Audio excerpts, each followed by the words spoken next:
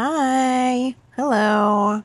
Welcome back to Intentional Oversharing with me, your host, Neely Kimmy. I wanted to just do a quick kind of update about a few things. So, first off, just wanted to give an update on some of the things I spoke about in my last episode. I was talking about getting a colonoscopy for the first time. That went smoothly. I'm happy to share that it went smoothly. I really actually enjoyed the doctor that handled that and all the nurses, like the facility that I went to for the procedure was really great, which was just a pleasant surprise. I am happy to announce or to share that I don't have cancer. At least I don't have colon cancer, which was the main kind of thing I wanted to just alleviate any anxiety about.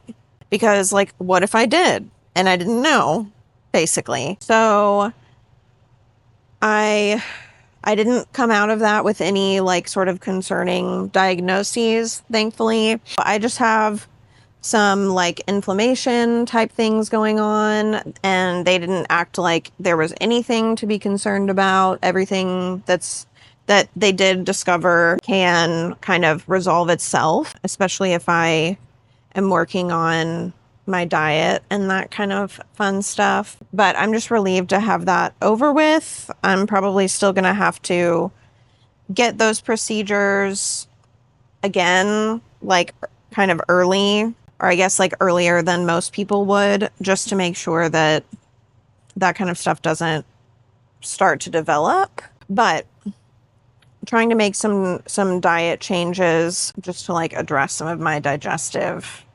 issues. I talked a bit in my last episode about EDS, or Ehlers-Danlos syndrome. Still strongly believe that I have that, but since I recorded that almost a month ago now, I did see my primary care provider.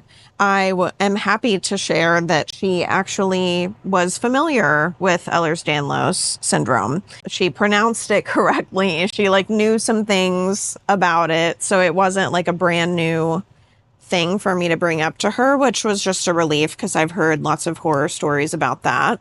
The only thing is that she said if I knew of any specific like specialists that I wanted to see to try to get a diagnosis, then she's happy to like give me a referral to those specific specialists, but she's not familiar with any specialists, at least in our area, that she can refer me to. But she didn't act like I was crazy. She didn't act like I was making things up. She didn't try to like persuade me to not pursue a diagnosis. She just basically said like getting a diagnosis can be difficult, which is true.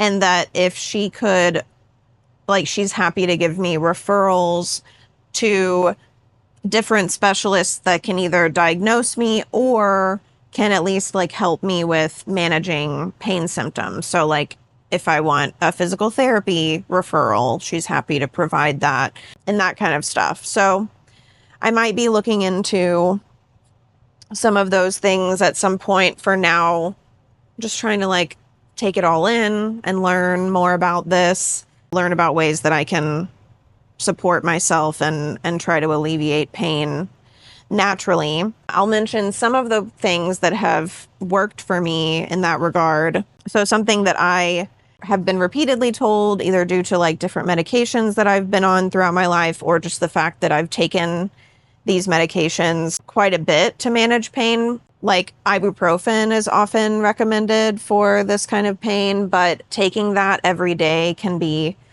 not a good thing to do. And that can like it can cause like, strangely enough, even though it helps with inflammation, it can like cause inflammation internally in your body.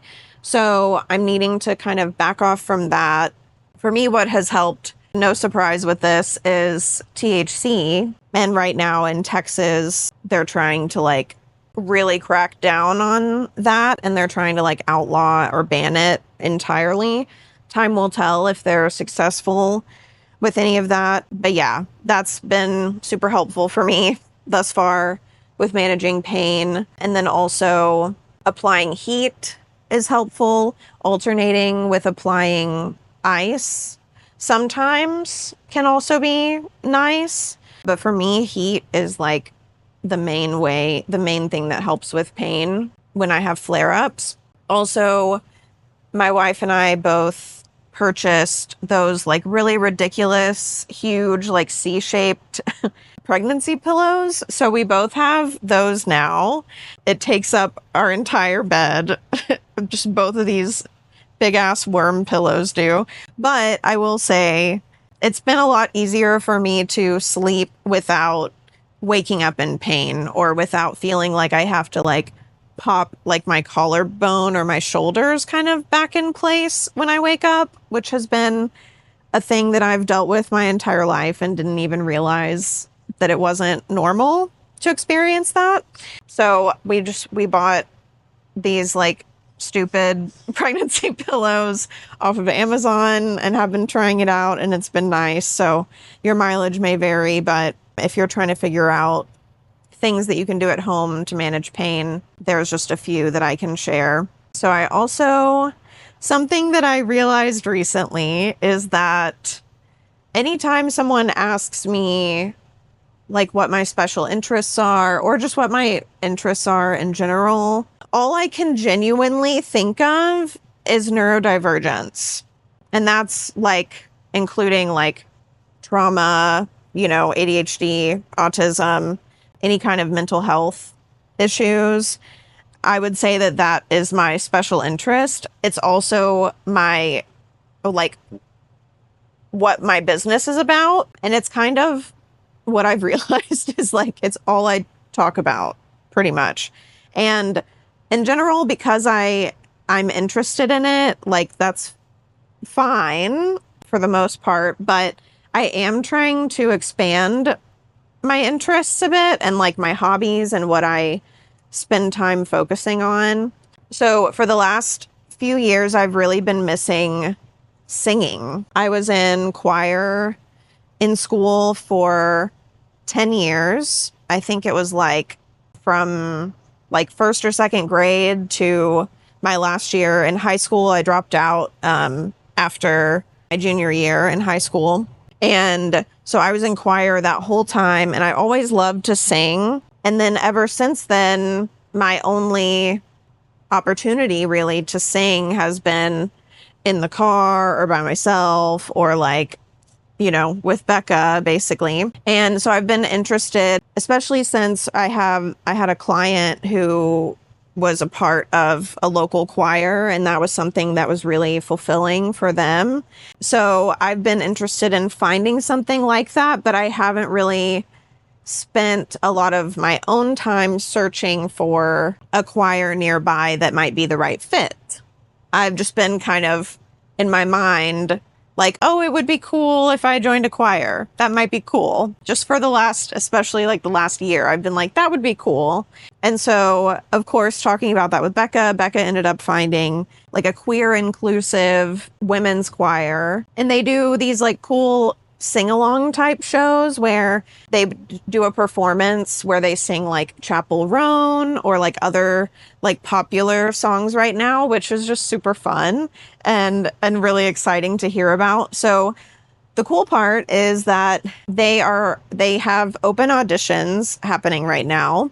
Up until like late August, they're accepting either virtual auditions or you can schedule an in-person audition. The virtual auditions are cool because I can just like record an audition tape singing a song of my choice. I don't have to like be in front of people, which is a little bit less nerve-wracking for me, especially just now trying to get back into this after having not done any sort of singing in front of anyone in many years. And so I have the option to do this audition tape, which includes me singing a song of my choice and doing like a vocal exercise, recording myself doing a vocal exercise. I don't know how hard it is to get into this choir. So I guess I'll find out, but I'm very excited. I'm like really excited to do that. And I think it just requires like the commitment is like one rehearsal in person per week, I think, during their like the on seasons. So I would really love to do that. And I'm looking forward to trying that out and hopefully getting in. If I don't get in, which we're going to go with the assumption that I do get in, but if I don't get in, there are other choirs that don't like require auditions. There are probably other choirs that I could audition for, but this is the one that I'm especially excited about. So we'll see how that goes. Just wanted to share a little bit about that. And that's something that it's another way that I could maybe make friends.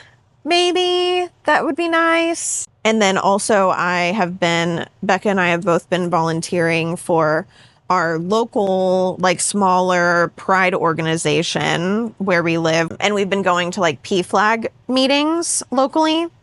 So that has been really cool. That's been a nice way for us to make friends and give back to the community and get involved, stay up to speed on like local stuff going on politically. So that's been really nice. And then another thing that we are looking into, something I'm looking into maybe doing with Becca, is taking some sort of art class at like a local community college here. I got this idea. I'm going to give credit. I got this idea from my friend Ashley Pilardi.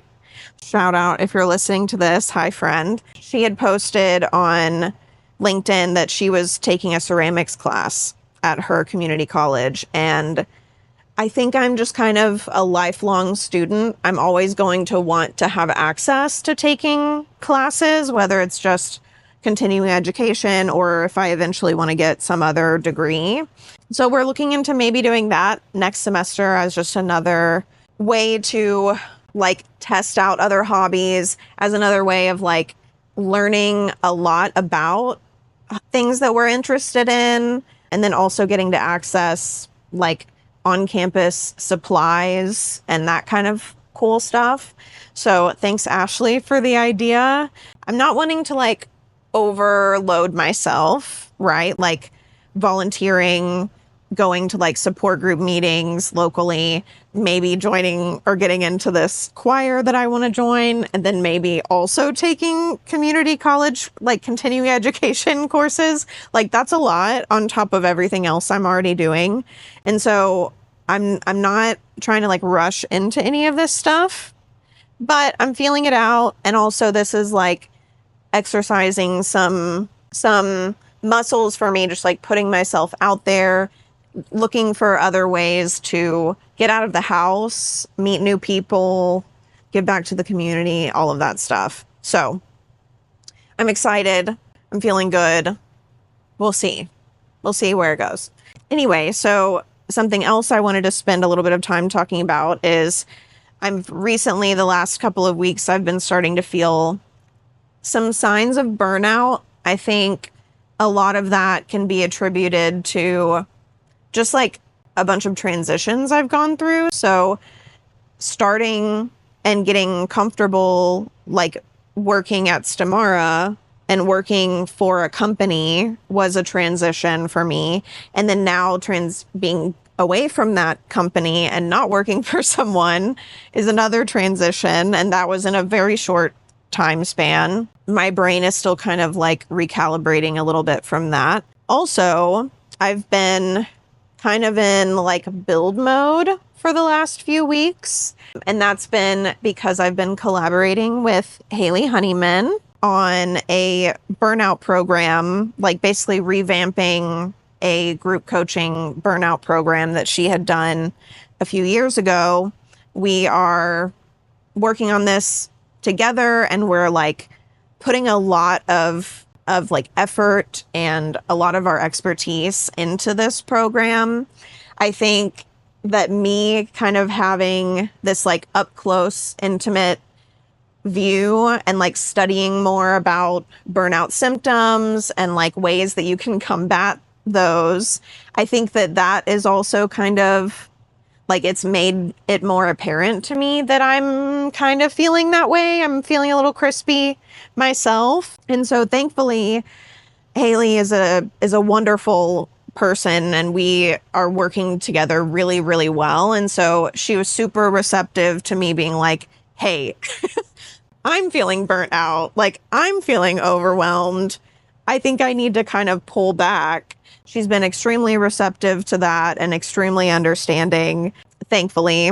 And so, yeah, I mean, we're still on track to launch this very soon.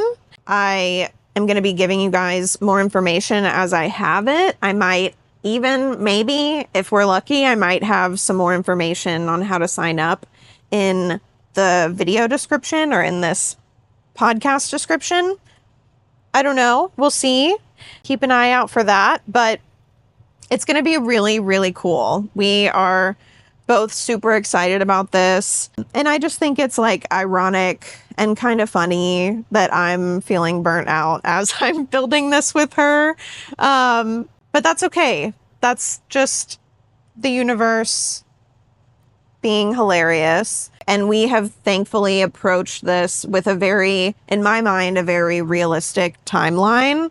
So we've made some adjustments to like launch dates and stuff, but we haven't had to make a whole lot of changes for me to still feel like accommodated in what I'm experiencing right now. So that being said, if you're also feeling burnt out, hey, you are not alone. And maybe check out this burnout program that we're going to be offering in the coming weeks very soon. We would love to have you, and we would love to support you in breaking the burnout cycle, because it is a cycle and it can be really hard to get out of that. Keep an eye out for that. I'll share more as soon as I can. I wanted to talk a little bit about human design and my experience with like learning more about myself in this last year or so. So I'm a manifester in human design, okay? In the last like year or so, there have been 3 generators in human design who have essentially kind of reached out to me to, or like we've collaborated on something. And what's interesting is that the first 2 generators that have like that reached out to me and essentially invited me in to collaborate with them. The first person, I'm not going to name names or call anybody out with this, but that didn't go well. They turned out to not be a very good person. We'll just put it like that. And so I started noticing my not self theme coming up a lot. If you're familiar with human design, you are probably familiar with your not self theme. Mine is anger. And this was showing up a lot, seemingly kind of in unexpected scenarios, like scenarios where me being angry wasn't warranted necessarily. I just noticed that that feeling was coming up a lot for me anytime they would like request something of me or something like that. And so that was my sign to kind of get out of that situation, because I wasn't in alignment working for them or working with them. And then later on, I found out that they were actually like kind of horrible. So that all worked out okay. And then the next generator that invited me into their kind of world to try to collaborate, things just sort of like fell through. I didn't really notice a lot of that not self theme coming up necessarily with them. It just kind of like fell through, which makes sense because again, with both of these 2 scenarios, I was being invited in to something that it was already something that was like established that they had created. So I was kind of serving their mission with them. And my strategy as a manifester is to inform and initiate things. So if I'm being invited into things, I mean, while I might be I might be flattered by the invitation, that might like boost my ego in some ways. That's not the best way that I operate. That's not how manifestors are supposed to operate. We're supposed to initiate things ourselves.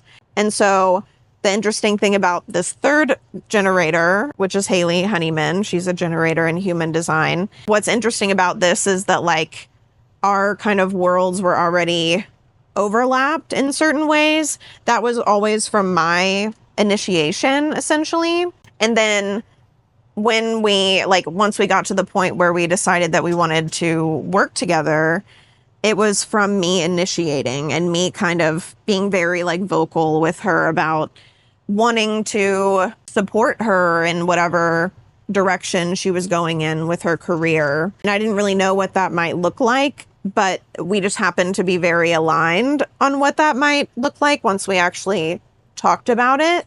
And the reason why I feel like this is feeling so extremely aligned for me is because I initiated a lot of like our work together, and I initiated us even getting to the place that we're at. And so I just kind of wanted to speak a little bit to that, just how like alignment is like the part that alignment is playing for me in my business right now.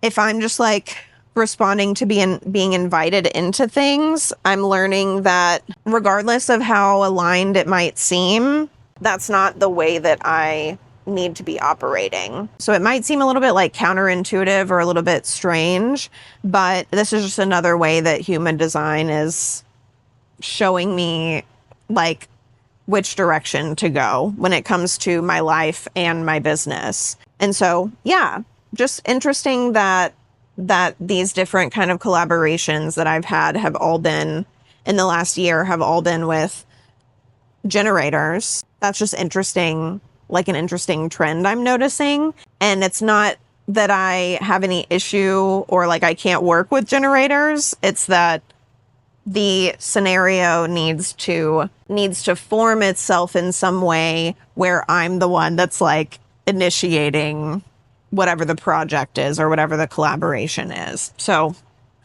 strange how that works, but I'm learning a lot from this, and I'm getting a lot out of this collaboration. So I'm really looking forward to sharing more with you all about that. I guess that's mostly what I wanted to update you all about, just ways that I'm trying to kind of expand my world a little bit. I appreciate you listening. I appreciate you being here. I hope that you all are taking care of yourselves. And if you are feeling burnt out, whether it's because of politics or it's because of just day-to-day life stuff, work stuff, anything like that, I just really am going to encourage you to slow down as much as possible, like eliminate any like obligations that you might have as much as possible, especially anything that feels like it's burdensome to you, or it feels like an obligation, or it feels like a strain. If you're able to minimize those things, delegate them to someone else, or like just put them on pause for the moment, I really strongly encourage that through this process as I've been navigating this. Like, it feels like a tiny version of burnout. It doesn't feel like full blown. It just feels like those signs and symptoms were starting to show up for me, mostly in the form of like RSD feeling more prevalent to me, just feeling like I'm not as capable of doing things that typically come easily to me. Like feeding myself has been really difficult. Just some of these things, just feeling really tired and exhausted. These are signs that I'm burnt out, but it doesn't feel like something I'm going to need like months and months to recover from, because I already had a lot of kind of safeguards in place prior to this. Like just being self-employed and being able to say no whenever something doesn't feel aligned. So I feel like I had some of those like guardrails in place, which is nice, but not everybody has those going into a burnout cycle. And so I just want to encourage you, if you're feeling that way, first of all, you're not alone. It's hard. It's especially hard right now, I think, for a lot of folks to navigate. And I just encourage you to slow down. Slow down, do less. If at all possible, do less. Whatever you have control over in your life, try to do less. Less shit, please. But yeah, my heart's with you. I just appreciate you being here and listening. And I hope you're taking care of yourselves. And I'll be back to chat with y'all again very soon. Thanks for listening. Bye.